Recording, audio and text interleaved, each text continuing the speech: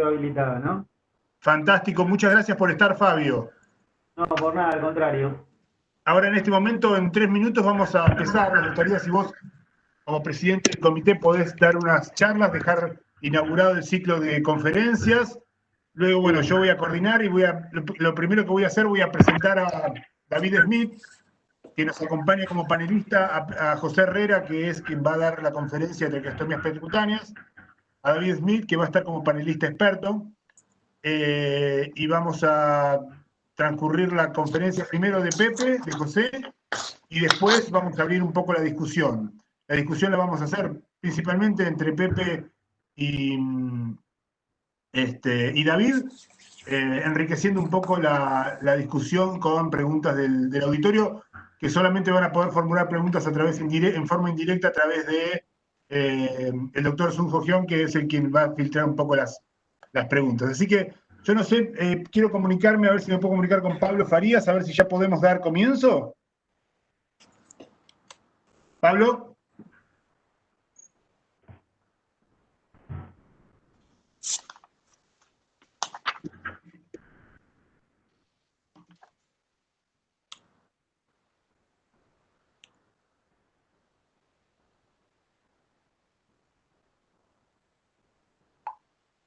Ahí Muy bien, puso acá que me dice que ya... ya podemos empezar. Siendo las 7 p.m. en punto, vamos a dar comienzo. Así que, Fabio, adelante, si podés presentar el ciclo, te agradecemos. Buenas tardes o buenas noches a todos.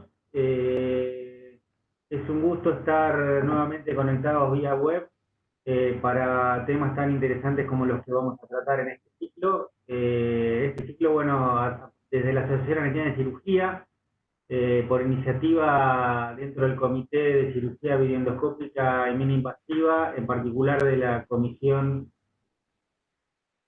de Cirugía Percutánea, coordinada por el doctor Pablo Córdoba.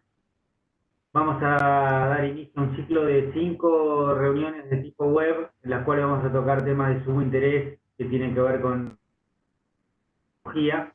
Hoy vamos a hablar sobre traqueostomías percutáneas.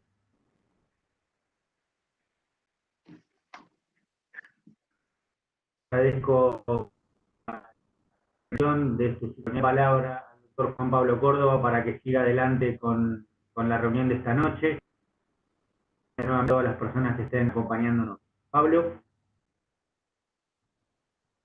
Bueno, muchísimas gracias, doctor Leiro, muy amable por haber iniciado este ciclo de intervencionismo. La verdad que desde el Comité de la Invasiva hemos tenido un gran apoyo, una versatilidad para poder integrar este tipo de actividades al cronograma de actividades de la Asociación de Cirugía. Así que, bueno, muchísimas gracias tanto a vos como al doctor Quesada. Y vamos a dar comienzo a este ciclo que en la primera conferencia la va a brindar el doctor José Herrera, que es, el doctor Herrera es un cirujano del Hospital Vicente López, un jefe de cirugía del Hospital Vicente López, es intervencionista de la Clínica Olivos y de la Clínica Zavala, y es un referente muy importante en todo lo que es la educación y el desarrollo de la simulación dentro de la Asociación Argentina de Cirugía y en todo el país, y en Latinoamérica me animaría a decir. Y por otro lado vamos a tener como panelista y como experto en la discusión al doctor David Smith, que es el jefe de cirugía torácica del Hospital Italiano de Buenos Aires.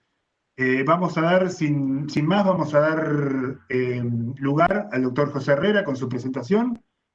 Luego de esto lo que vamos a hacer es una discusión, vamos a tratar de plantear discusión. Todo el auditorio va a poder, a través de, en forma indirecta, va a poder generar alguna pregunta o alguna duda que pueda ser discutida dentro de del plano de discusión posterior a la conferencia que vamos a tratar de generar entre el doctor Smith y el doctor Herrera, y coordinado por quien les habla. Bueno, doctor Herrera, muchísimas gracias por su presentación, por estar aquí, y le damos paso a su espacio.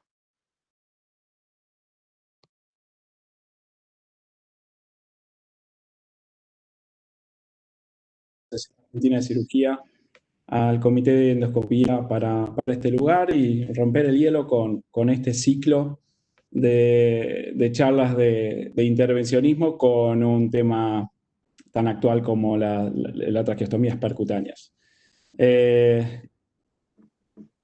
Vamos a hablar específicamente de consideraciones técnicas de la traqueostomía percutánea, y lo primero para preguntarnos es quién o quiénes le realizan este procedimiento. Y no son muchos los procedimientos en los cuales tantas especialidades se suman.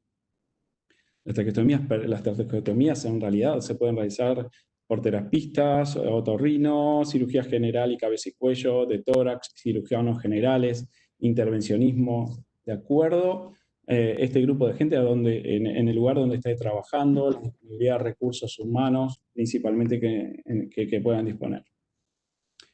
Por eso es necesario hablar sobre qué experiencia personal tengo sobre las traqueostomías percutáneas, más de 200 traqueostomías.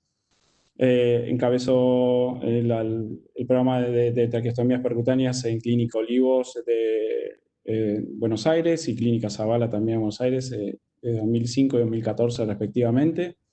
Promedio anual de 20 traqueostomías percutáneas entre los dos centros. Sabemos que aproximadamente el 10% de los pacientes ventilados van a requerir un procedimiento de traqueostomía. Actualmente son 8 traqueostomías las que en el 2020 se vienen realizando. COVID. Uno de los pacientes anecdóticamente fue CR negativo. Esto significa que no le pedimos serología. Y uno de los pacientes a este entonces ya fue decanulado. Un promedio aproximado de los días de ventilación, estamos entre los 13 y los 22 días. Utilizamos la técnica de percutánea utilizando el dispositivo Blue sin guía endoscópica, con un tiempo promedio de entre los 2 minutos y medio aproximadamente para la realización de la traqueostomía.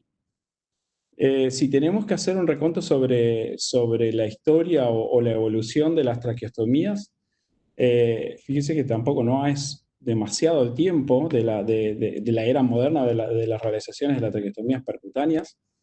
Sheldon en el 1957, pasando por el método también de Ziegler y posteriormente al de Griggs, en el cual utilizaba unas pinzas que seguían una guía de colocación percutánea.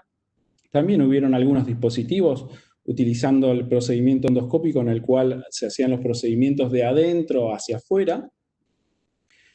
Incluso procedimientos como el Percutwist, que es también de colocación percutánea, pero girando, era un dilatador que al girarlo producía mayor diámetro como para colocar la cánula. Pero el procedimiento que se ha establecido con más seguridad y se ha difundido más, se le Ziegler a través de una dilatación única. Después, como pueden ver, hay otros procedimientos, como el Dagger, que es un procedimiento de una técnica con un modelo hindú, y por último el Ziegler Blue Dolphin, que es a través de un balón en vez de un dilatador. Como les decía, el Ziegler con dilatador único es el que más se ha colocado en este momento. Hay 3 preguntas para respondernos. ¿Dónde vamos a realizar la traqueostomía? ¿Cuándo? ¿Y cómo? Son las 3 preguntas principales que nos surgen en estos momentos. Si no podemos hablar de traqueostomía percutánea en este momento sin dejar de hablar, bueno, cuál es la relación de la traqueostomía percutánea con la pandemia que estamos viviendo. Todas las recomendaciones principalmente son a través de guías de recopilación que hemos tenido y que nos ha llegado principalmente desde Asia y Europa.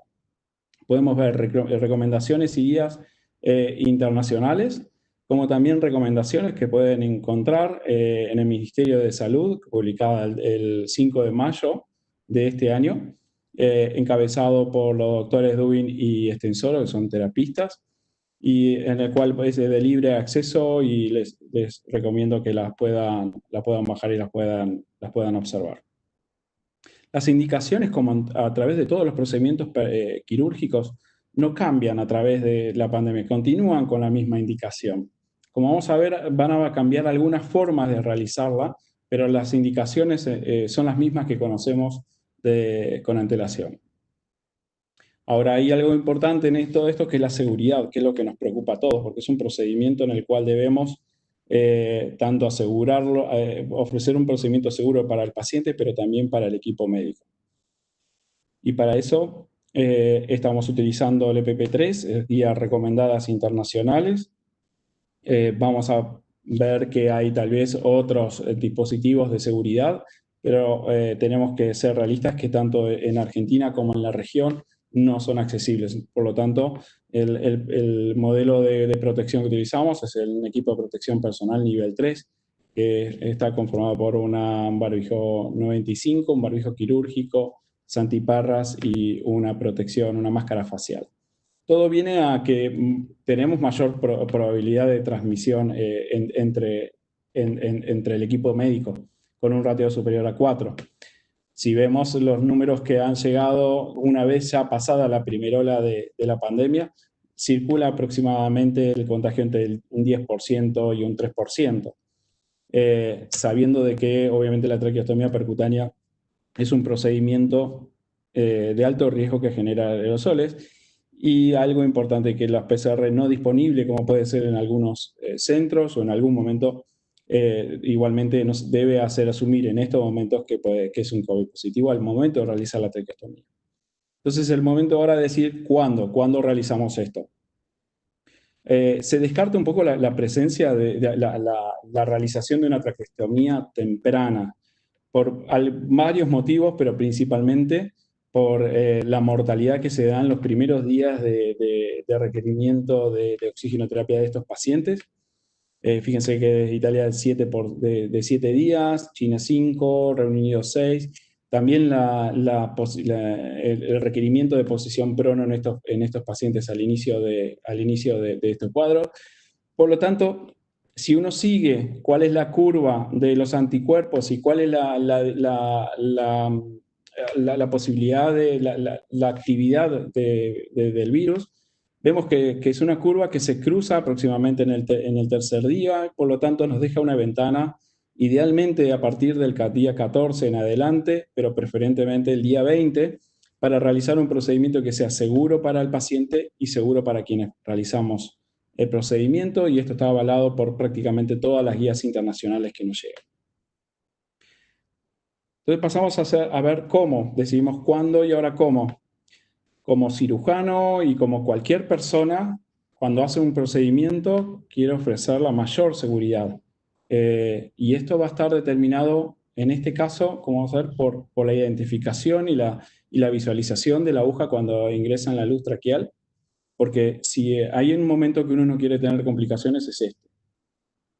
Entonces, esta es la técnica de asistida por endoscopía, en la cual agradezco al doctor Emil que ha facilitado un trabajo que está en prensa, que lo van a poder acceder a partir del mes de septiembre en el American Journal de Otorrinolaringología, en el cual describe muy bien cuál es la técnica que utilizan con guía broncoscópica.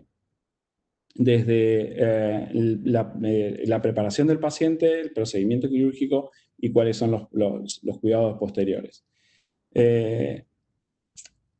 Antes de pasar a la técnica personal o a la técnica netamente percutánea, uno se pregunta, bueno, pero ¿cuáles son las diferencias en realidad con la traqueostomía quirúrgica cuando se habla de mayores complicaciones? Miren, desde distintos metaanálisis de 10 años de diferencia, del 2016 al 2016, la diferencia radicó principalmente en la menor infección de heridas y menor posibilidad de sangrado, y coloca a la traqueostomía percutánea en un procedimiento ideal para realizarlo bedside, al lado de la cama. Entonces, en este conjunto de cosas, como menos heridas, una herida más chica, menor infección, menor sangrado y la posibilidad de realizarlo bedside, posiciona la traqueostomía percutánea como un procedimiento de elección.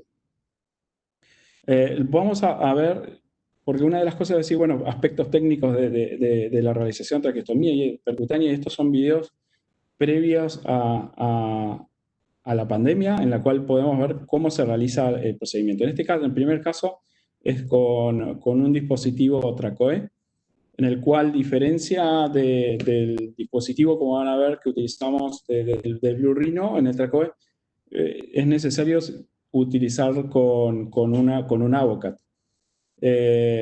Se constata la presencia en la presencia de la vía aérea a través del burbujeo, se pasa una guía de alambre utilizando técnica de Seldinger.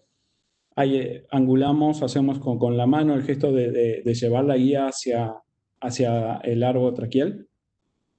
Posteriormente a eso, tengo que ser muy cuidadoso con la apertura. Esta apertura puede ser previa o después. Personalmente prefiero hacerla una vez que realice la colocación de la guía. Y uno tiene que ser muy celoso con la apertura de esta traqueostomía o la incisión en la piel. Posteriormente, un dilatador traqueal, que es que tiene el largo específicamente para llegar a piel y tráquea. A continuación se coloca un dilatador que tiene la forma de un cuerno, en la cual tiene una marca que de esa marca no podemos seguir porque nos marca la dilatación hasta la piel. Y posteriormente a eso, en este dispositivo Tracoe ya viene cargado con la cánula de traqueostomía con el dispositivo para ingresar. Se insufla y se conecta. Vamos a ver ahora el mismo procedimiento, pero con un dispositivo Blue Rhino. Es básicamente el mismo concepto de Seldinger. Son cubiertas hidrofílicas todas. Igualmente se puede pasar un gel como para lubricar la superficie, o tranquilamente se puede mojar. Nuevamente lo mismo, uno de los gestos técnicos es cuando es por vía percutánea, es mantener la mano, en mi caso yo soy diestro, mantener la mano izquierda apoyada sobre el mentón del paciente para extender lo máximo que pueda el cuello. Un dato que no utilizo un resaltador debajo del paciente, sí, obviamente, sí le retiro la almohada. Pueden ver un esquema de la visión interna de lo que va sucediendo, y fíjense que en este caso se utiliza la traqueostomía percutánea, pero cuando es netamente percutánea prefiero no usar el dispositivo teflonado y sí únicamente el metálico, el Avocat. Posteriormente la dilatación del trayecto, un proceso muy importante porque la guía en ese momento va a mantener un cuerpo desde la piel hacia el árbol traqueal. La lubricación o la hidratación del cuerno, que va a hacer la dilatación única de piel a tráquea.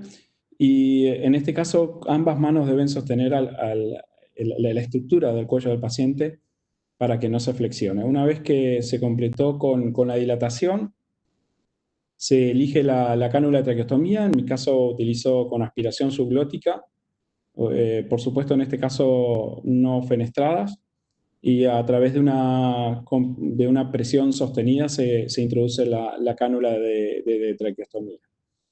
Finalizado el procedimiento, se retira la guía, se infla el balón y hay un dato que van a observar, que es las secreciones que están dentro de la luz traqueal, y esto, como les decía, es previo a la pandemia.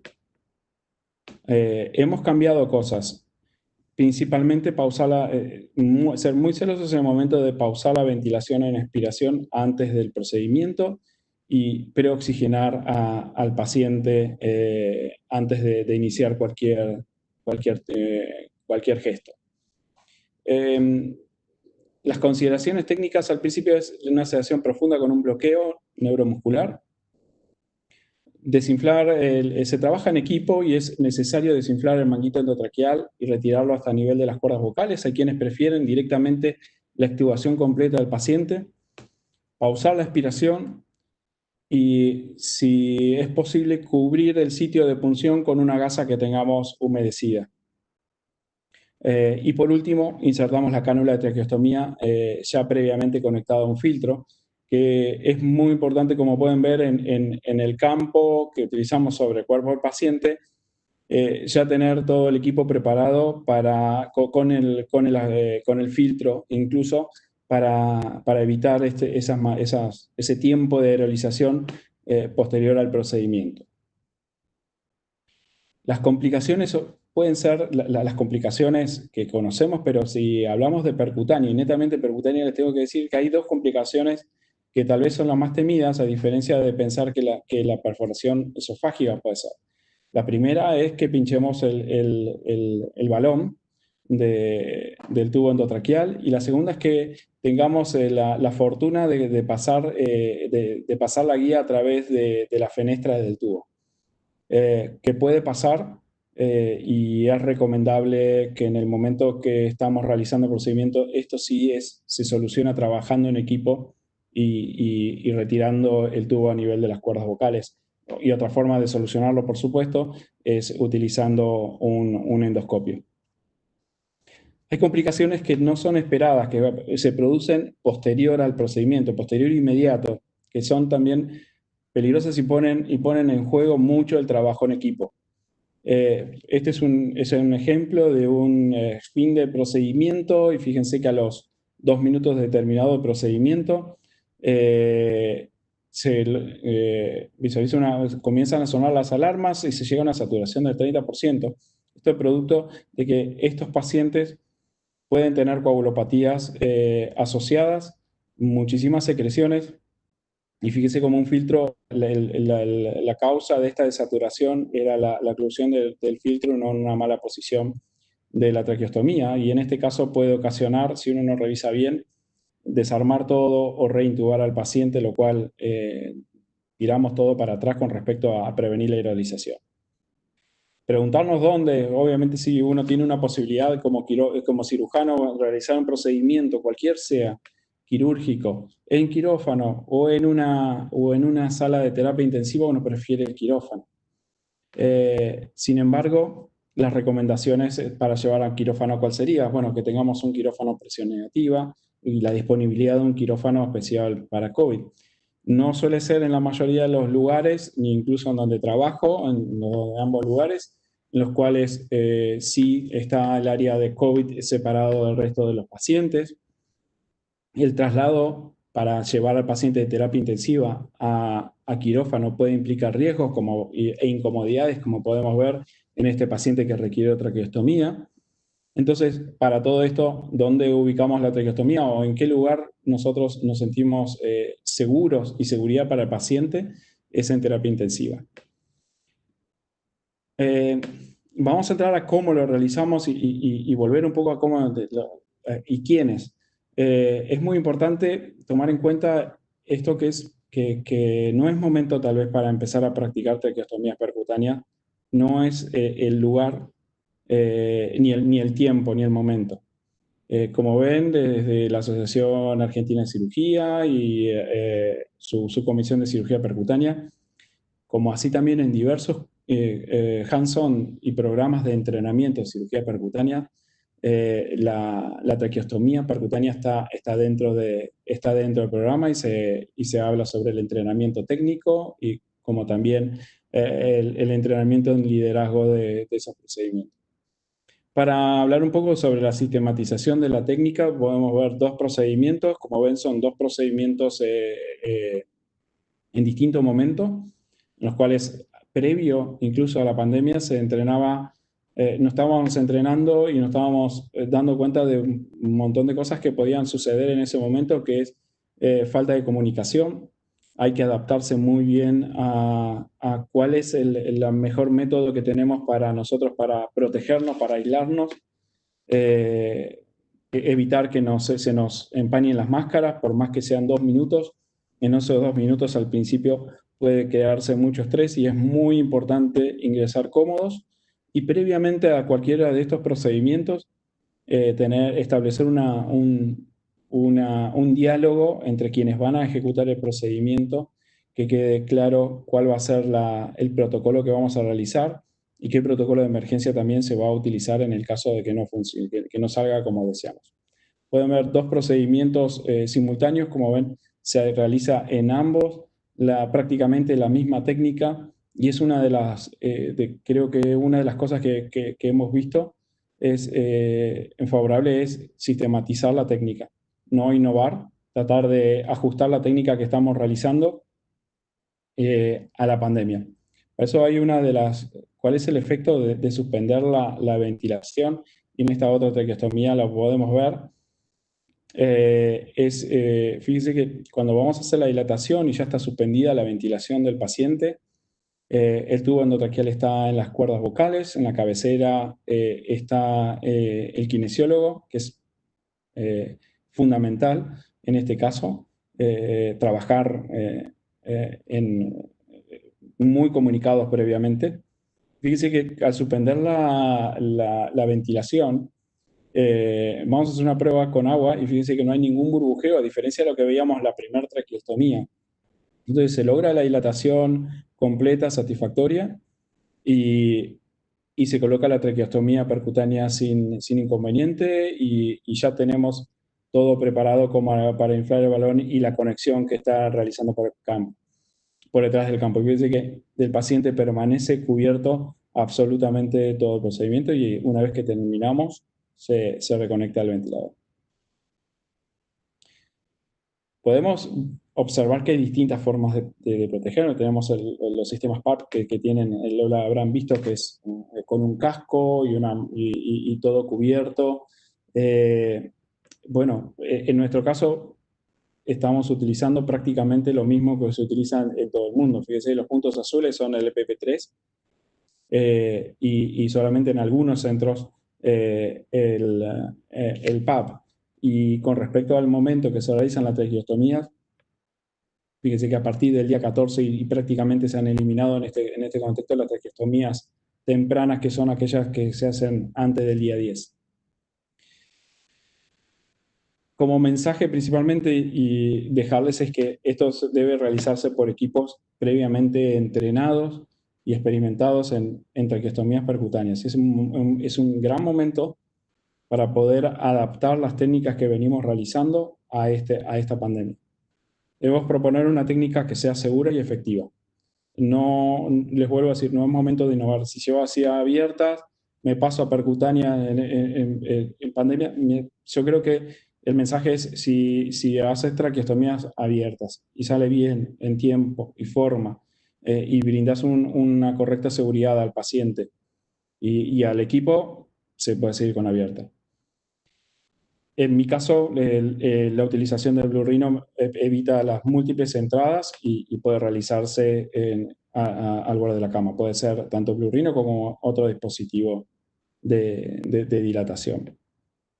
Y recalcar enfáticamente que la traqueostomía percutánea es a partir del día 14. Preferentemente, una ventana del día 20 en adelante ofrece seguridad para el equipo médico y para el paciente.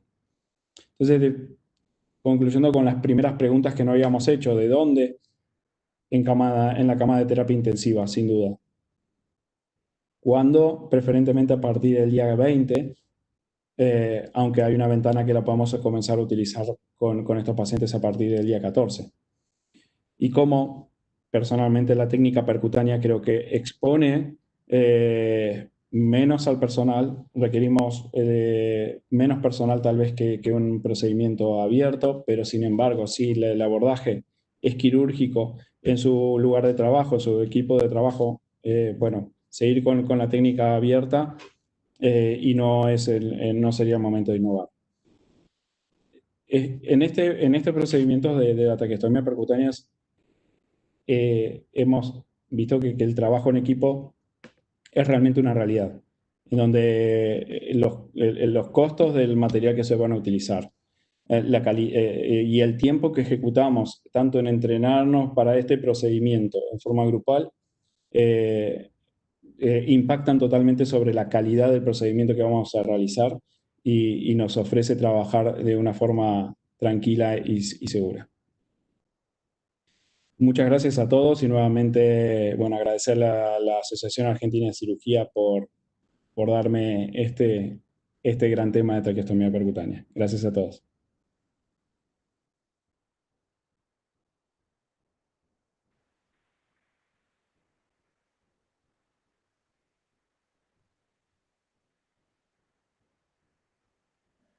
pero por sobre todas las cosas también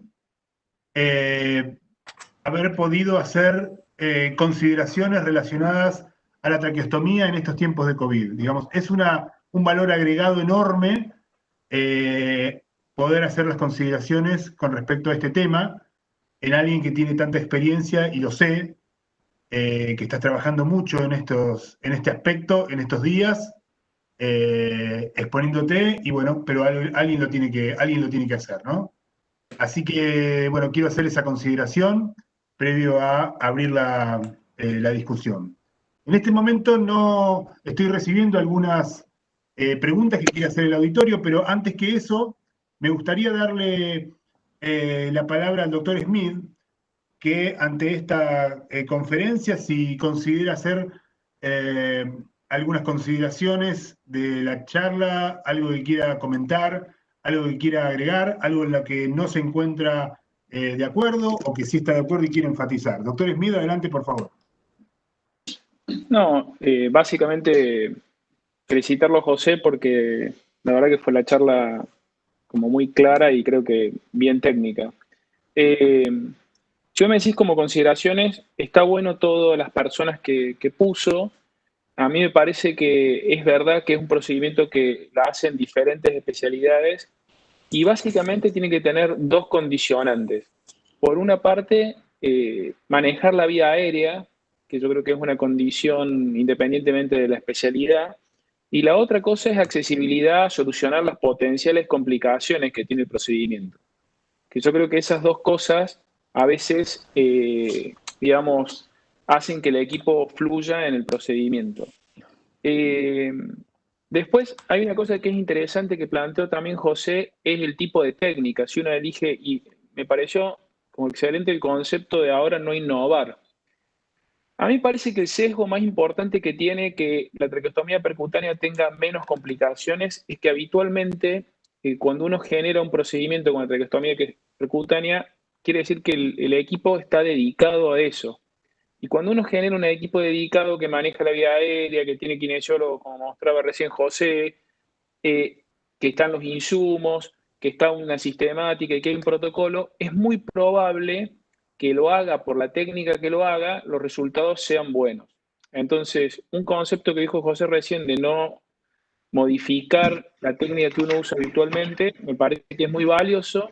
Y la otra cosa fundamental es que esta es una excelente oportunidad para generar un grupo dedicado, más que a traqueostomía, vía aérea. Entonces, ahí hay muchas cosas que se solucionan en el manejo de secreciones, hay varias cosas que yo creo que mejoran. Después, dos cosas más que me pareció importante. Nosotros veníamos muy acostumbrados hace mucho tiempo a hacer traqueostomías muy precoces y el promedio el momento de hacer la traqueostomía que nosotros teníamos era el 5.º día, o sea, recontra precoz. Entonces, lo que cambia esto es que uno lo hace más tarde. Al hacerlo más tarde hay algunas cosas que cambian. Por ejemplo, el hecho de tener más tiempo un paciente ventilado a nivel del balón, cuando uno tiene 20 días, es probable que esa tráquea esté más malásica. Entonces, a veces hay que ser cuidadoso con el tipo de cánula que uno usa, porque son cánulas o más grandes, porque uno viene, dice, el kinesiólogo dice, el balón está con 80, con 100 de presión. Bueno, a veces necesita una cánula más grande y muchas veces cánulas más largas, que estén más bajas. Y la otra consideración que a veces también hay que tener en cuenta es que si ustedes ven, va a ser más frecuente, sobre todo cuando está asociado a estabilidad hemodinámica o algún paciente que está en ECMO, que tampoco está tan estable. Ese grupo de pacientes hay que considerar y tener mucho cuidado la sonda que uno tiene de alimentación. Porque la permanencia de un balón inflado durante mucho tiempo, con cierto grado de hipoperfusión a nivel mucoso, aumenta el riesgo de fístula traqueoesofágica. Entonces, eso, que a veces pasa desapercibido, hay que tener cuidado porque es una cosa que vamos a empezar a ver. Y otra consideración que tal vez podemos discutirla, nosotros estamos muy acostumbrados a usar cánulas con aspiración subglótica. Y en estas situaciones tal vez no convenga porque quedan fuera del circuito de aspiración habitual, cerrado. Entonces, en eso hay que tener cuidado de que la cánula que uno use, tratar de que no sea una cánula subglótica, con aspiración subglótica, porque a veces puede aerosolizar. Y el que está habituado, el kinesiólogo, no hay problema, pero el resto a veces son detalles que a veces uno tiene que prestar atención en ese sentido. Coincido. Que... No, a ver, totalmente. Gracias, David, por comentarios. Ya hemos hablado previamente y hemos estado de acuerdo en estos puntos sin estar de acuerdo previamente, así que eso es muy válido. Sí, y el usar una cánula con aspiración subglótica también es una decisión de equipo. Coincido tal vez en ese punto de vista y realmente la traqueostomía percutánea dejó de ser un procedimiento netamente quirúrgico, es una decisión, bueno, lo sabrás, ¿no? Que es una decisión, si bien uno ejecuta el procedimiento, pero creo que es uno de los procedimientos en los cuales como cirujano, como intervencionista, uno se da cuenta realmente de la magnitud del trabajo en equipo, ¿no? Cada uno tomando las decisiones que debe tomar. Acá no es que se trata de que pasás caminando por un pasillo, hacer una traqueostomía percutánea, bueno, me meto y la hago, sino que viene una charla previa, la charla con el mismo equipo. Es muy importante, por más que ya hemos hecho muchas traqueostomías, antes de entrar con un paciente COVID, se repite absolutamente todo lo mismo y se chequea. Y nos hemos dado cuenta de que, bueno, ok, tener por duplicado las cosas, tener un corredor afuera porque algo se puede caer, y la verdad es que no es lo mismo que se te caiga algo en otro lado que se te caiga en ese momento algo al piso y te quedes mirando, ¿no? ¿Quién te va a socorrer? Así que, nada, gracias por los comentarios y estamos totalmente de acuerdo. Muy bien. A mí se me había ocurrido, por las preguntas que yo tengo del auditorio, por las que se me van ocurriendo a mí también, plantear pequeñas mini discusiones de 3 o 4 puntos, si les parece.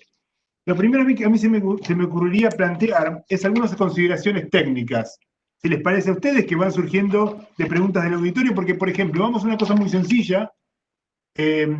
José, te hago una pregunta. Acá lo que me preguntan es, en la traqueostomía percutánea, ¿qué nivel utilizás, en qué parámetros naturales utilizás para poder acceder a la tráquea? ¿Es lo mismo que la traqueostomía quirúrgica? ¿Es más sencillo? ¿Es mejor tener el acceso a través de una traqueostomía percutánea? ¿Por qué? Porque podés utilizar a través de cualquier anillo traqueal. Contanos un poquito. Tengo que contar la realidad. Mi experiencia con traqueostomías quirúrgicas no ha pasado de la residencia. La experiencia que tuve fuera de traqueostomía percutánea fue cuando hacía la residencia, e incluso en residencia incorporé a través de mi mentor, Suárez Sanzorena, que me dijo, esto se hace así, de esta forma, y la verdad que encontré una solución a grandes problemas.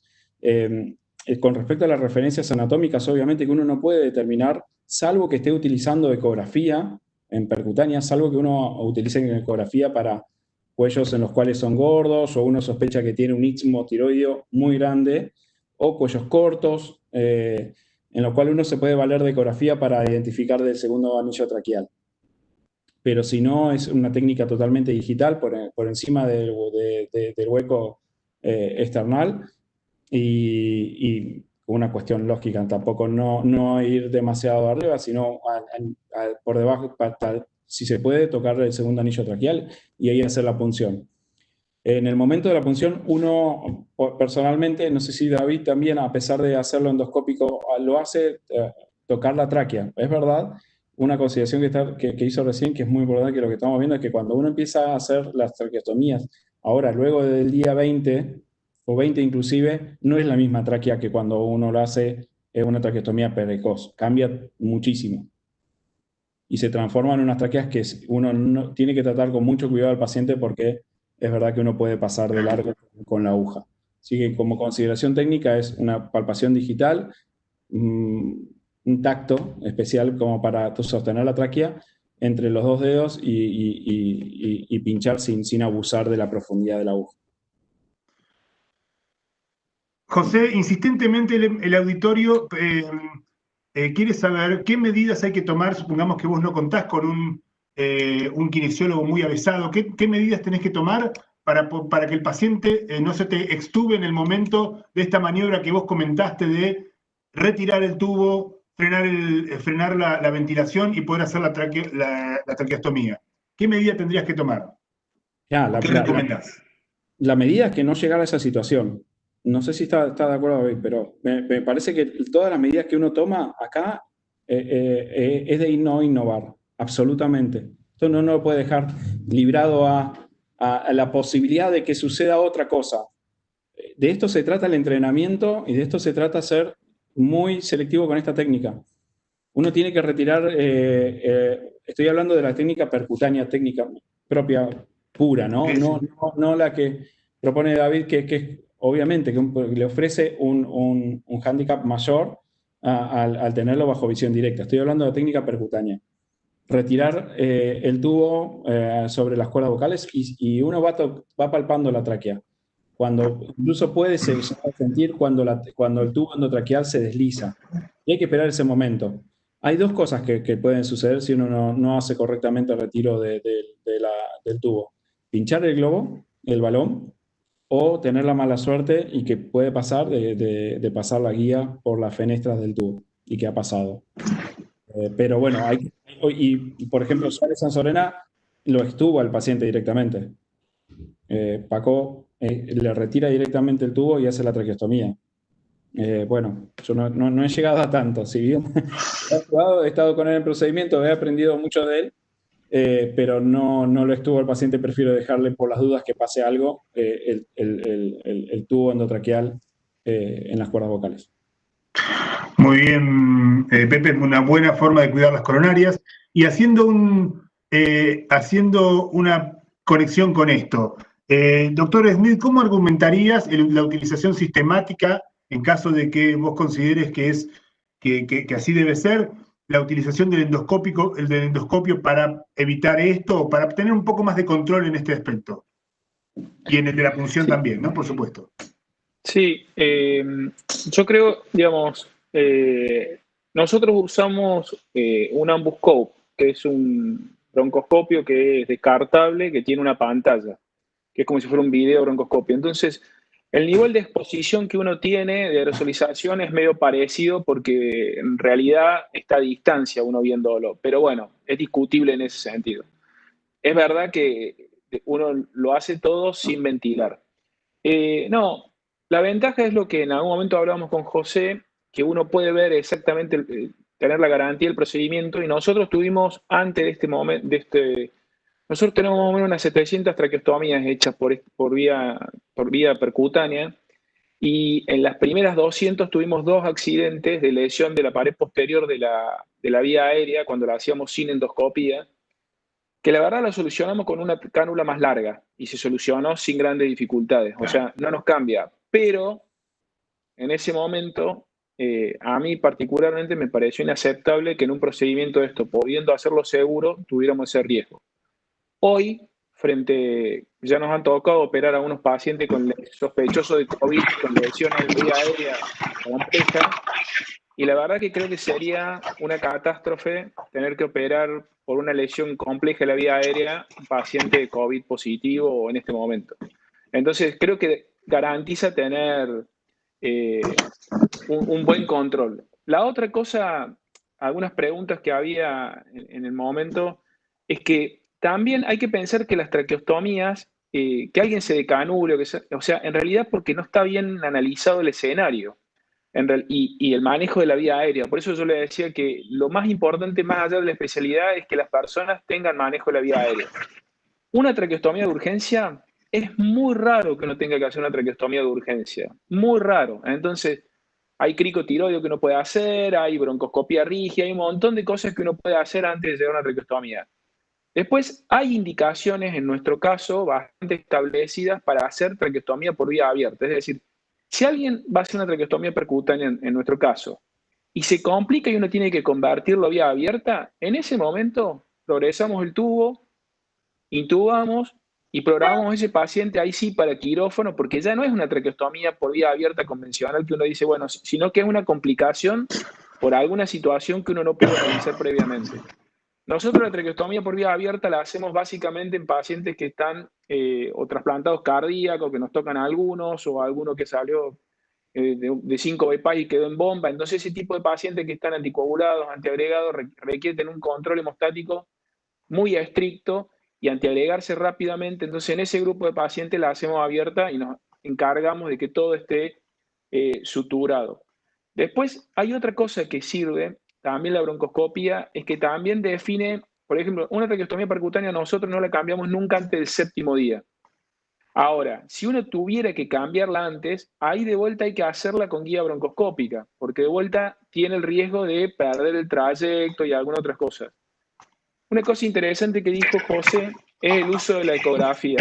En nuestro caso no la usamos de manera sistemática, sino que la usamos solamente en aquellos casos que han recibido radioterapia o cirugías previas, en los cuales la anatomía de los vasos, o la topografía, mejor dicho, de los vasos del cuello puede estar alterada y uno puede llevarse por delante, qué sé yo, algún vaso porque cambió de posición. Entonces, en ese grupo de pacientes la hacemos. Y después, otra cosa que también hay como miedo es que el paciente se decanula más con la traqueostomía percutánea.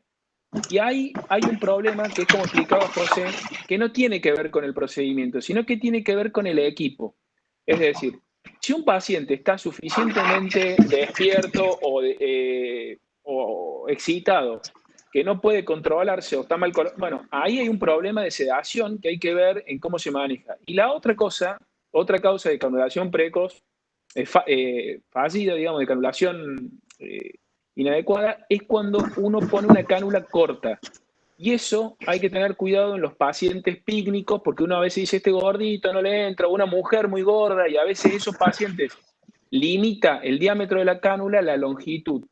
Entonces, en ese grupo de pacientes hay que tener cuidado, porque son pacientes que particularmente tienden a decanularse. Y usted hace un procedimiento de esto, y se le decanula una noche el terapista, ya pasaron a ser el peor de todos y ya el procedimiento no sirve. Entonces, si ustedes me dicen en la decanulación, primero la longitud, nosotros hace poco tenemos un score que es muy básico, pero paciente de más de 1,80 m y que pase un índice de masa corporal de más de 30, le ponemos la cánula, se la ponemos tipo XL, que son cánulas más largas, que uno puede regularlo. Muchas veces puede ser excedido, pero en general lo tenemos estandarizado. Y la verdad que disminuye mucho estas posibilidades de que se decanulen por la cánula corta. Muy bien, doctor Smith. Acá me preguntan del auditorio si hay que tener alguna consideración, muy interesante, ¿hay que tener alguna consideración en los pacientes con traqueostomía previa? Buenísima la pregunta. Sencilla, pero muy buena. Está bien. Ahí me sumo, ahí sí voy a buscar habitualmente el apoyo endoscópico. Continúo con la técnica percutánea, pero ahí sí apoyado con... Sí o sí. No pero yo te tengo que preguntar por qué. A ver, yo tampoco no sé, seguramente David no me ha pasado ninguna complicación en pacientes, tampoco no son demasiados los que, en mi experiencia, pero si el paciente tiene una anatomía favorable, estoy hablando de paciente flaco y no el paciente de 1,80, un BMI mayor a 30, bueno, iría percutánea y lo he hecho. Pero la verdad es que, a ver, uno es cirujano y uno sabe que cuando uno ha pasado sobre un territorio que ya está operado, algo tiene que esperar en ese lugar. Me parece que es una cuestión también de sentido común y más ahora. Ahí me alineo totalmente con David, que uno no tiene que buscar la complicación, ¿no? Uno tiene que evitarla. Si uno tiene una complicación en una retraqueostomía percutánea, bueno, y no lo hizo bajo visión directa, lo más probable es que se den vuelta y te pregunten por qué no lo usaste. Entonces, ahí sí, y antes de la pandemia, recurría a la visión endoscópica. ¿Doctor Smith? Sí, tal cual. Y yo creo que igual hay como dos, nosotros por lo menos armamos dos grandes grupos. El paciente que tiene una retraqueostomía porque es un EPOC y porque, digamos, y hay pacientes que nosotros tenemos, entre un 5 y un 7% de los pacientes que nosotros tenemos son retraqueostomías. Ahora, el paciente que porque la población es bien añosa. El grupo de pacientes que uno va a operar y en la tomografía, si tiene la posibilidad de una tomografía, que en general tiene alguna opción y nosotros si no la hacemos, hay dos cosas que uno tiene que tratar de ver. Primero es cómo viene la vía aérea. Digamos, si el paciente está intubado y no hubo ninguna dificultad, no pasa nada. Ahora, si el paciente no está intubado y uno dice, no, mirá, este paciente no lo vamos a intubar, pero queremos que ustedes le hagan la traqueostomía antes porque va a quedar crónicamente, que son los casos que nosotros vemos a veces en pacientes del hospital, ese grupo de pacientes hay que bajar, nosotros lo bajamos a quirófano y bajo guía le ponemos, en la era COVID no, pero antes le poníamos una máscara laringia, pasábamos un broncoscopio y le hacíamos una incisión por debajo de la incisión previa de la traqueostomía. Ahora, si en la tomografía o en el examen físico uno encuentra que hay calcificación a nivel de los cartílagos y del tejido, en ese caso no lo hacemos con broncoscopía flexible, lo hacemos con broncoscopía rígida. Entramos con el broncoscopio rígido y el broncoscopio rígido te da la gran posibilidad, además de ventilarlo, de tener la posibilidad de que la pared anterior de la tráquea la tenés sostenida. Entonces ahí por vía abierta, por vía percutánea, podés dilatar sin ningún riesgo de que se colapse. Pensando que son pacientes que tienen 80 años, que tienen 2 traqueostomías o más, a veces, pues se han sacado de canulado varias veces a lo largo de los años, y que tienen cierta malasia. Entonces, en ese grupo de pacientes que uno ve calcificación o sospecha en el examen físico, nosotros tratamos de hacerlo con broncoscopía rígida. Y si uno usa broncoscopía rígida, ahí hay que tener bastante cuidado de que todas las salidas que uno tiene estén bien selladas. Es decir, en una paciente, nosotros habitualmente antes de esto, en una paciente mujer le metíamos un broncoscopio 12, ahora le ponemos 1.13 y si es varón le metemos un broncoscopio 14. Es decir, que pase y quede ajustado a la tráquea sin perder.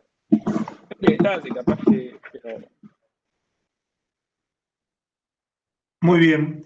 A mí se me ocurrió a esto, en estas dos consideraciones que hicieron ustedes dos, un último planteo con respecto a la técnica quirúrgica.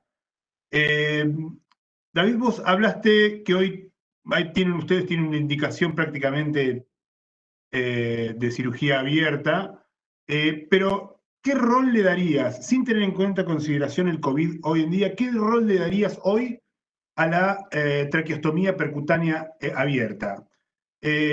Quizá basado en este argumento que estuviste esgrimiendo, y Pepe también, en los cuales hay que tomar todos los recaudos en la traqueostomía percutánea para evitar las complicaciones, porque resolver una complicación por vía percutánea es prácticamente imposible, entonces eso dejaría lugar a la cirugía abierta.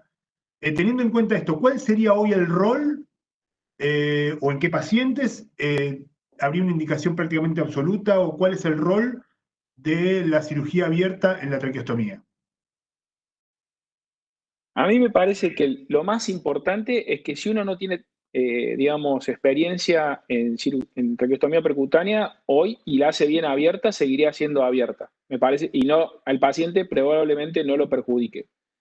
La otra cuestión que no es menor en nuestro país es la parte económica. A veces hay lugares que el tema no alcanza. Y ahora voy a decir una cosa que políticamente no es correcta. Pero porque, digamos, Acher es el representante de Blue Rhino y ellos sponsorean, pero la gran ventaja que yo le veo al Blue Rhino es que uno a veces puede usar ese set y utilizarlo y cargarle una cánula diferente, que con los otros sets no lo puede hacer. De vuelta, espero que no se enojen, pero yo creo que eso es una ventaja en este contexto, porque uno podría cargar una cánula Gilley y poder usarlo. Ahora, en los otros sets, eso no lo podés hacer. Y la otra, la ventaja a mí me parece que tiene la traqueostomía abierta es que en general, si uno no tiene un buen manejo en la vía aérea, en algún momento uno puede llegar a tener la vía aérea controlada desde el campo quirúrgico y ahí decidirlo. Entonces, si uno no cuenta con un equipo de vía aérea a la cabecera, también me parece que es una indicación de hacer la vía abierta. No sé, José, si... Sí. A ver, voy a empezar por la última reflexión de David y nos sumamos, y creo que es uno de los objetivos de este encuentro. Si la estás haciendo abierta y te sale bien abierta, seguí por ese camino por ahora. pensar en un futuro tal vez a cambiar a percutánea porque ofrece todos los beneficios de la cirugía mini-invasiva. Ahora, coincido que si uno no tiene un equipo totalmente sólido y formado en vía aérea, bueno, la mejor forma de contener eso va a ser abierta, sin lugar a dudas.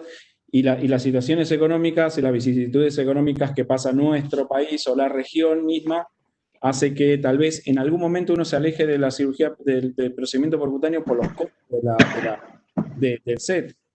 Pero si hoy trasladamos los costos del set a los costos que puede tener un procedimiento en el cual no sea 100% seguro, un procedimiento más largo y un procedimiento que ponga en riesgo a los pacientes y un procedimiento que ponga en riesgo al equipo quirúrgico, al final la traqueostomía, el set de traqueostomía percutánea tiene el costo que tiene que tener. Y no voy en defensa ni de una empresa, pero me parece que es un momento de reflexión para decir, a ver, lo costoso acá sería no utilizar un dispositivo, tal vez y poner en riesgo a todo el equipo quirúrgico.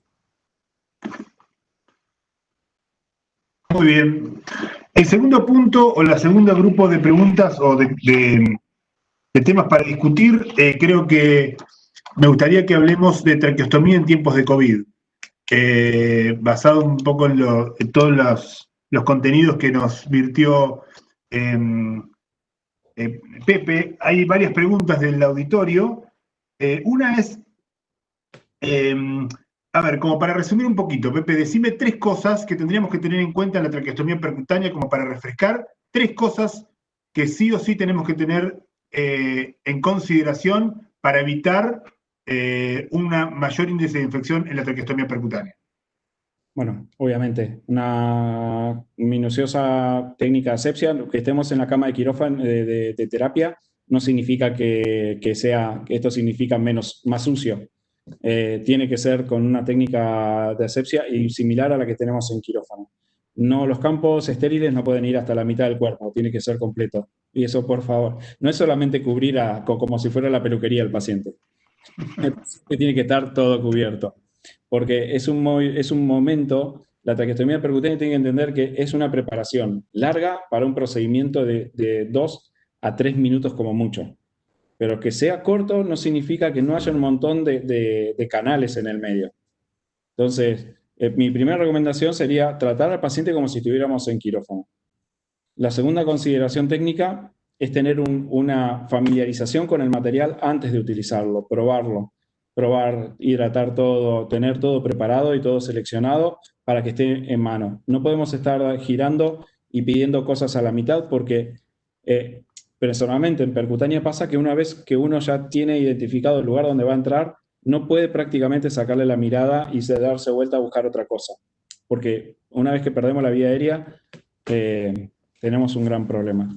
Y por último, no sé si les pasa mucho más por la consideración técnica, sino el contacto que tengamos, en mi caso, con el kinesiólogo que está en la cabecera. De retirar, de hacer secuencialmente, él retirando el tubo y yo introduciendo el set. Después son cuestiones de entrenamiento y familiarización con la técnica. Doctor Smith, ¿alguna otra consideración para evitar aerosolización, evitar exposición, cuestiones relacionadas a disminuir tiempos, etcétera?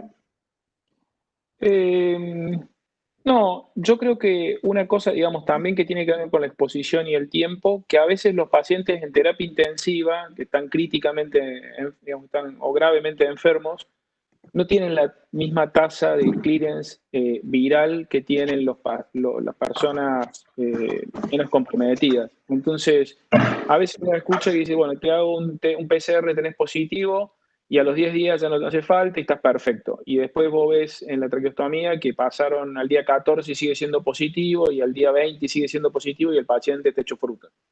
Entonces, en ese grupo de pacientes, a veces, o los infectólogos, o alguien que no hace la traqueostomía, piensa y hace una analogía directa con el paciente que no tiene tanto compromiso general.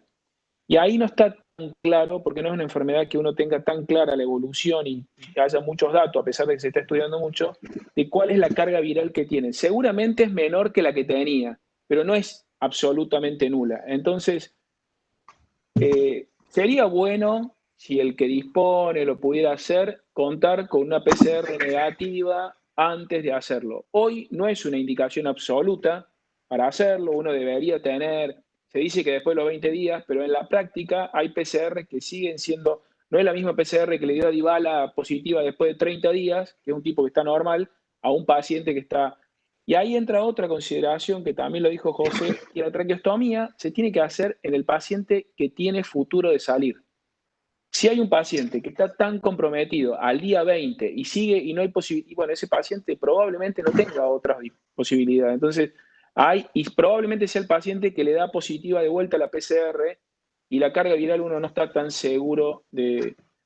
Y otra cosa que también no tiene que ver mucho con la parte técnica, pero sí a los que están, los participantes y que hacen traqueostomía, es que no permitan que las guías o que la indicación la haga alguien que no se compromete con el procedimiento.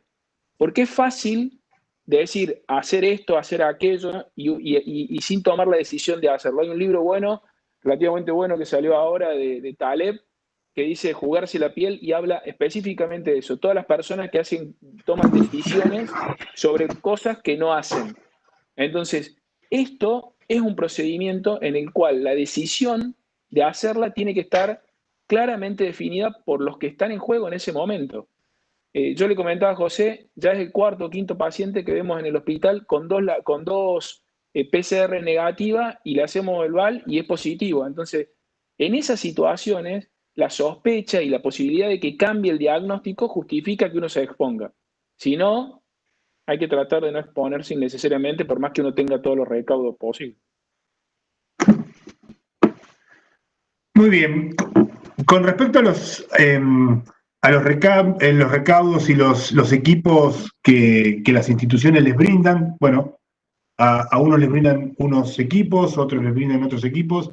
Particularmente ustedes en los métodos que han utilizado para cubrirse, ¿qué recomendarían? Acá me hablan de la full mask, si es mejor, si es peor, si hay que tener siempre ese tipo de elementos. Háganme algunas consideraciones que consideren que al auditorio le podría interesar con respecto a la protección en este tipo de procedimientos tan expuestos en tiempos de COVID. Con respecto a máscaras, con respecto a barbijos, con respecto a guantes y protección. Lo que quieran comentar. Es uno de los tópicos que habíamos hablado con David, que más nos había traído, ¿no? Dentro de lo que era la traqueostomía percutánea. Bueno, ¿qué protección usábamos? Todos estamos utilizando PP3. Y no menos de eso. Tenemos que partir de la base de comenzar con eso. Después podemos escalar en protección, pero no comenzar con menos de lo que significa tener una bata hidrorrepelente, el N95, un barbijo quirúrgico, las gafas y una protección facial. Ahora, de eso después hay un montón de variables que podemos utilizar. Es muy importante el entrenamiento de la utilización de los dispositivos que vamos a utilizar. Lo leemos frecuentemente. Hay que aprender a colocárselo y a sacarse todo. Pero también hay algo importante en el medio, que es hay que aprender a tenerlo puesto, a tomar las decisiones con eso puesto. Todo puede ir muy bien, como pensamos que puede ir bien un procedimiento. Ahora, si nosotros estamos, vamos a ver, condicionados, una gesto, una actitud, o lo que sea, porque estamos incómodos con la máscara que estamos utilizando, se nos está empañando, ahí vamos a tener un gran problema. Y lo estábamos hablando que seguramente va a haber un sesgo y va a haber decisiones malas, tomar decisiones incorrectas, producto de que estamos condicionados porque estamos utilizando un material o estamos utilizando una máscara que tal vez no es la adecuada para nosotros o no estuvimos entrenados en ese momento. Una de las recomendaciones que podría dar es la protección que vamos a utilizar, pruébenla antes, utilícenla antes, ténganla puesta para hacer otra cosa, no importa lo que sea. Y ahí se van a dar cuenta de un montón de cosas, entre ellas la falta de comunicación o la comunicación interrumpida que hay con el otro, porque no es solamente que lo tengo yo, sino el que está enfrente también lo va a tener, entonces duplicamos la barrera. Y después, algo grave es que se nos empaña. Bueno, David nos mostró lo ha compartido algún truco que lo vamos a utilizar, David. que te lo dejo a vos para que lo comentes, pero bueno, creo que en eso coincidimos, ¿no? Sí, yo creo que lo que dice José, tal cual. Yo uso diferentes protecciones de acuerdo al tipo de cirugía que voy a hacer y al tiempo que me demora, el tipo de complejidad. Por ejemplo, para la traqueostomía, que yo sé que voy a tener 1 minuto y medio, 2 minutos entre que empezó y terminó, uso las gafas y el FP3 común. Nosotros usamos un mameluco entero y después todo el resto puesto encima. Ahora, si uno tiene que hacer una cirugía más grande, probablemente hay estas full face de 3M, por ejemplo, es lo más adecuado porque tiene separada la parte respiratoria de la parte visual, entonces no se empañan y son muy confortables y uno puede estar varias horas y eso ya está probado en la industria mucho más, porque increíblemente la industria tiene mucho más experiencia que nosotros, nos hemos estado exponiendo mucho a aerosolización sin darnos cuenta. Y yo le comentaba a José que, por ejemplo, en tuberculosis multiresistente también uno debería tener que estar usando todo esto y a veces es complejo. Y para usar, por ejemplo, en situaciones que uno requiere reparar algo en la vía aérea, como usamos, como le explicaba, en estos pacientes, que uno puede usar lupa o alguna cirugía un poco más compleja, por ejemplo, de trasplante, que igual ahora está mucho más parado. Ahí yo lo que uso es unas antiparras que tienen conectado con una bigotera de neonatal, aire comprimido a 2 litros o menos, y eso, al ser bien chatas, me permite ponerme adelante las lupas. Digamos, esa es la protección visual. Y la otra cosa que a mí me parece importante es que en la parte que ustedes están, en cualquier institución, hay una parte que es medicina del trabajo, que son donde habitualmente proveen los N95. Y el N95, hoy todo el mundo debería usar N95 en el quirófano para cualquier procedimiento, ya por la tasa de circulación comunitaria que hay. Mejor que N95 sería el otro, que es P100, que es mejor todavía que el N95. Ahora, para que eso funcione, como ninguno de nosotros tenemos la misma cara, tiene que tener una cosa que se llama fit test. Y eso hay que tratar, como decía José, de hacerlo y que hay gente entrenada para eso y que vea que realmente eso esté. En Estados Unidos se hace 2 veces al año y muchas veces el full face, que el paciente no se pueda a ninguno de estos barbijos.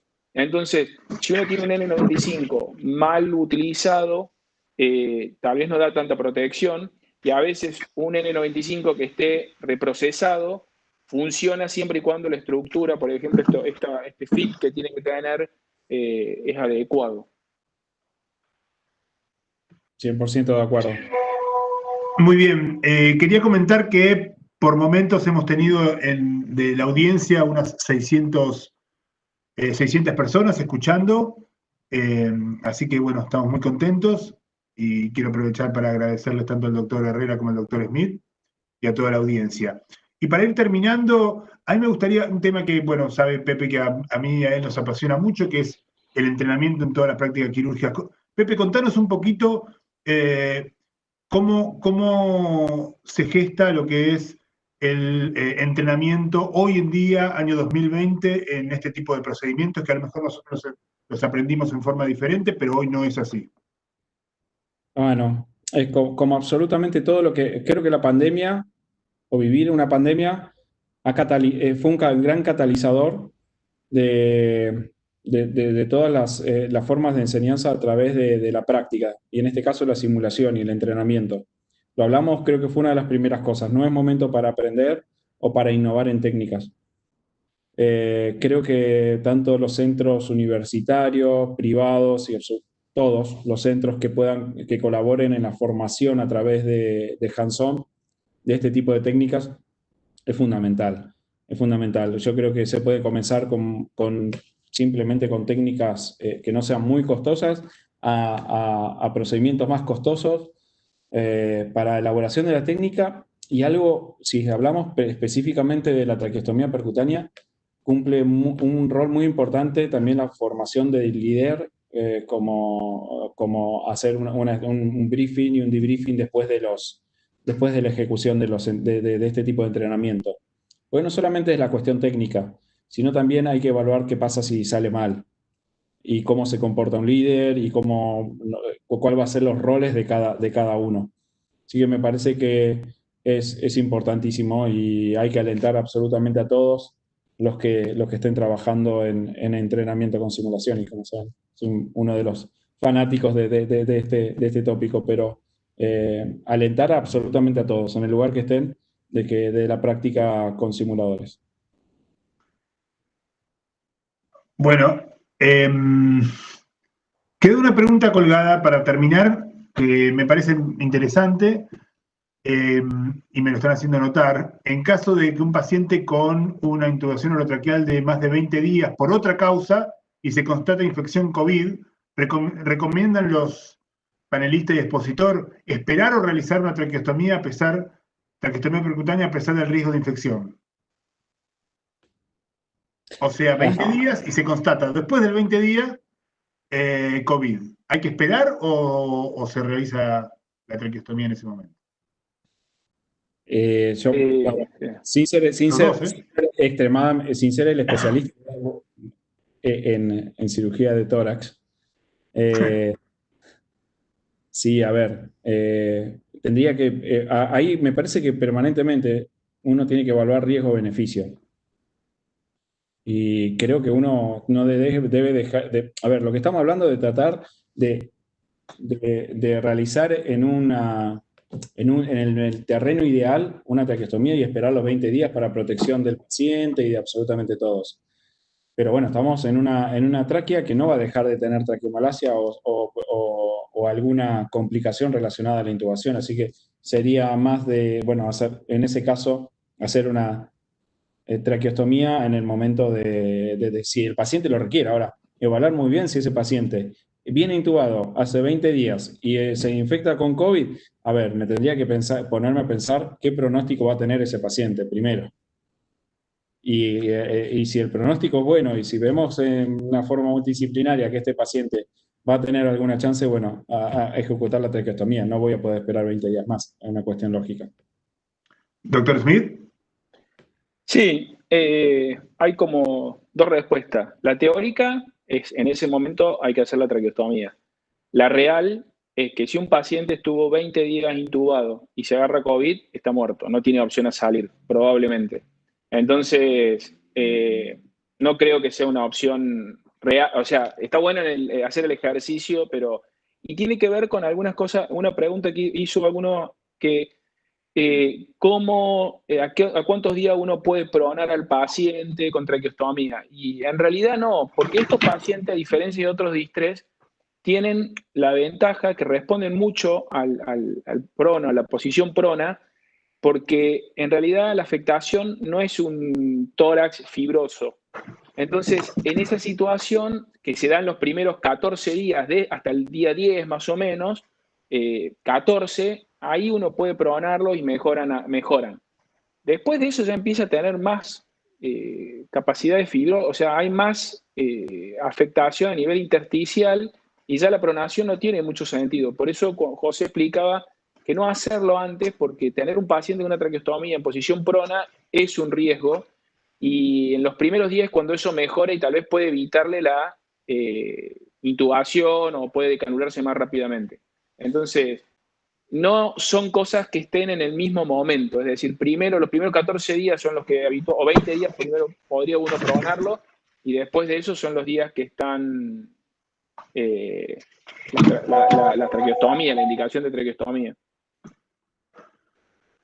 Perfecto, muy bien. Bueno, y ahora sí, la última pregunta, que es si han tenido sangrado importante, ¿no? Después de una traqueostomía, ¿cómo lo han manejado? Una traqueostomía percutánea, ¿cómo lo han manejado? Ambos. Personalmente no he tenido casos de sangrado endoluminales y tal vez de pasar por una estructura un poco más gruesa de lo deseable, como puede ser el istmo de tiroides o alguna vena yugular anterior que uno no la tuvo en cuenta. Y la verdad que ahí sí pasa a hacer personalmente hago una sutura a los bordes, como técnicamente vamos a hacer un trabajo de hemostasia y no mucho más, pero no he tenido ningún caso de sangrado endoluminal. En esta curva de pacientes intrapandemia tuve un caso de un paciente que tenía una coagulopatía asociada a COVID y tuve que hacer un puntito en uno de los costados porque la verdad que no, era permanentemente mojaba y no paraba. Pero no he tenido grandes sangrados. Sí, nosotros tenemos sistematizado que los pacientes anticoagulados, como les indicaba, lo hacemos por vía abierta para tener eso controlado. Y, digamos, los sangrados en la traqueostomía percutánea es como que hay dos grandes tipos de sangrados. Los sangrados que no tienen importancia, que son los que se dan en el momento o después, a menos que uno tenga la mala técnica de pasarle a través de la carótida en un paciente que tiene una tiroidectomía total, que uno no debería controlar un eco. Pero en general en el periodo perioperatorio no son graves. Las que son graves son los sangrados cuando ya lleva mucho tiempo la traqueostomía, o meses o años, y ese sangrado que parece muy inocente y viene sangrando de a poco, sí hay que tener, porque ahí nosotros hemos tenido complicaciones en pediatría y en algunos con fístulas, y ahí ya no importa la técnica, pero a la carótida, al tronco venoso brachiocefálico, y ahí la solución es un alto índice de sospecha, un manejo con broncoscopía rígida. Uno, si decide hacer algo hemodinámico, poner un stent cubierto en el tronco venoso o en la carótida o eventualmente operarlo. Entonces, en esa, a mí me parece que a veces asustan los sangrados perioperatorios de la traqueostomía percutánea, pero en general no tienen se solucionan con una cirugía o abriendo un poquito más. Ahora, los sangrados que parecen no tan importantes en una traqueostomía alejada, hay que tener un índice de sospecha muy alto porque en general pueden tener complicaciones graves. Muy bien, bueno, ahora sí, y haciendo mención de que a través de dos plataformas, Webex y YouTube, hemos tenido una audiencia de casi 600 personas o más, o un poquito más.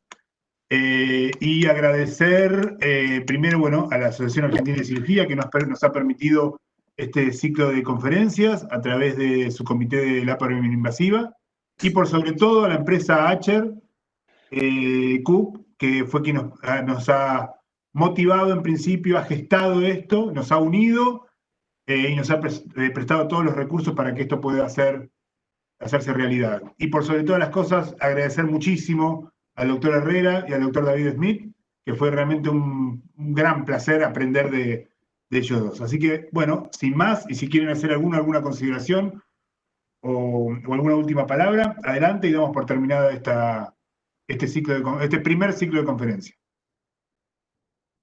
A ver, antes de cerrar, David, agradecerte todos los comentarios y la predisposición para la charla. La verdad que enriqueció muchísimo, creo que estamos todos de acuerdo con los comentarios de David.